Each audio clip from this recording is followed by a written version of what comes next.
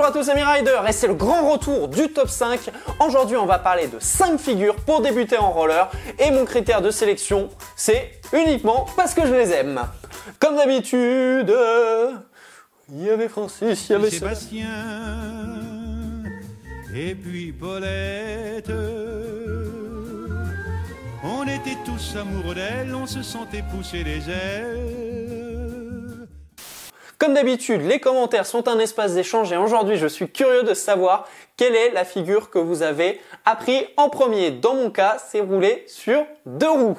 Comme je vous disais en introduction, aujourd'hui, j'ai décidé de choisir les figures que je préfère pour débuter, mais j'ai quand même une autre contrainte, c'est de choisir dans 5 disciplines de roller. Pourquoi je fais ça? Si on m'avait écouté, j'aurais choisi 5 slides et je suis pas sûr que ça intéresse tout le monde.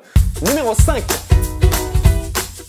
J'ai un peu vendu la mèche, donc la première figure que je vous recommande, c'est d'apprendre à rouler sur 2 roues.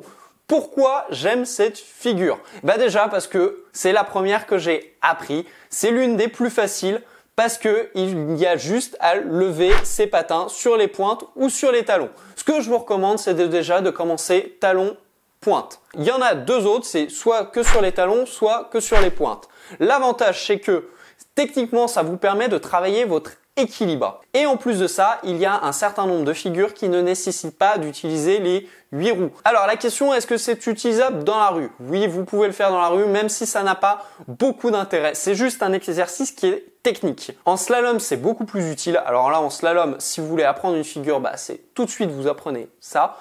Numéro 4.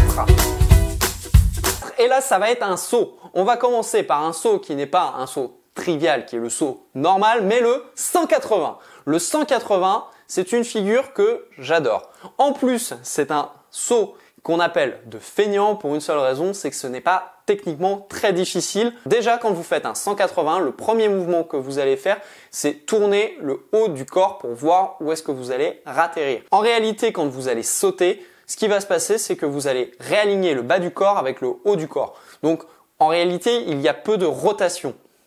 C'est le premier exercice qui vous permet d'aller à des sauts plus complexes comme le 360, le 540 et ainsi de suite. En plus de ça, c'est que c'est un très bon exercice pour pouvoir se mettre en marche arrière. Alors, je vais quand même vous raconter une petite anecdote. La première fois que j'ai essayé de faire un 180, j'ai essayé de le faire dans la rue et ce que j'ai fait, c'est que j'ai fait un vol plané. Donc, je vous recommande de mettre un casque quand vous voulez apprendre le 180. Numéro 3. Mon numéro 3, un slide que j'adore faire, c'est le power slide.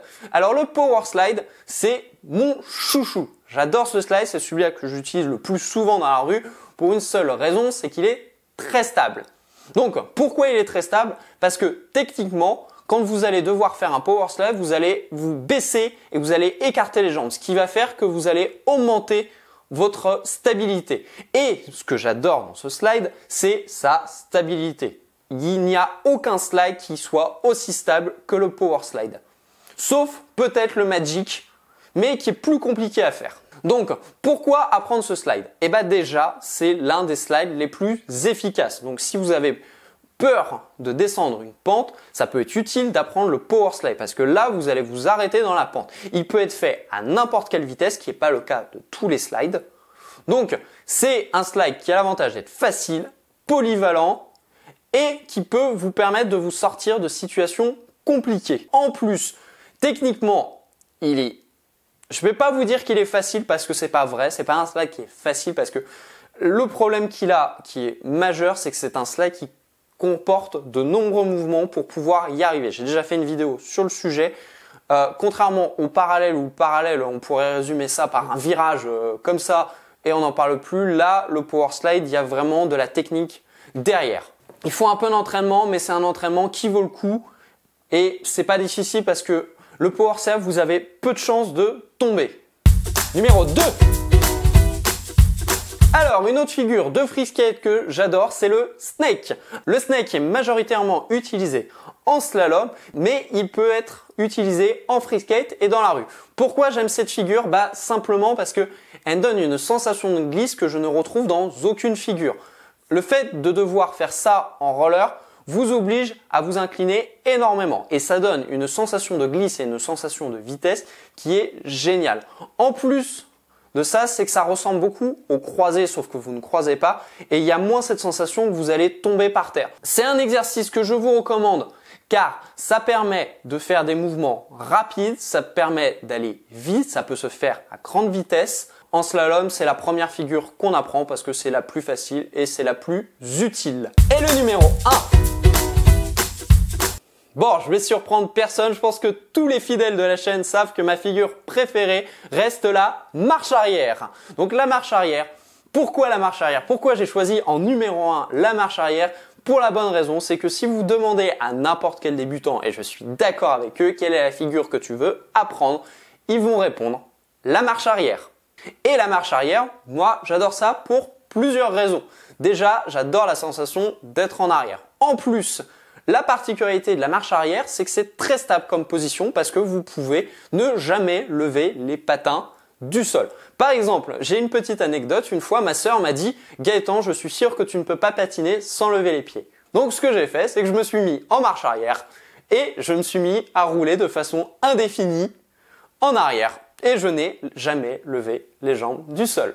Et j'ai gagné une place de ciné. Ça va vous permettre aussi d'améliorer votre musculature parce que au départ, le mouvement de la marche arrière n'est pas facile du tout. Mais à force de le faire, vous allez gagner en amplitude, vous allez gagner en force et vous allez pouvoir avancer de façon plus rapide et avec plus d'aisance. L'appréhension de tomber est assez forte en marche arrière, surtout quand vous êtes en marche arrière dans une pente. Donc c'est un très bon exercice de se mettre dans une pente douce et de descendre en marche arrière. Et ça réduit l'appréhension de tomber. Je vais vous dire, la première fois que j'ai fait de la marche arrière dans une pente, j'avais l'impression d'aller super vite. En réalité, j'allais super lentement, mais j'avais une de ces peurs à faire ça que j'étais vraiment pas serein. Que maintenant, descendre en marche arrière ne me pose plus aucun souci et je peux le faire à une vitesse qui est assez élevée. Donc, ça a considérablement réduit ma peur. Donc, c'est pour ça que je vous recommande. Pour que je continue à faire ce genre de vidéo, le petit pouce bleu qui va bien, le commentaire et surtout, abonnez-vous si ce n'est toujours pas le cas et on se retrouve pour un prochain épisode. Ciao!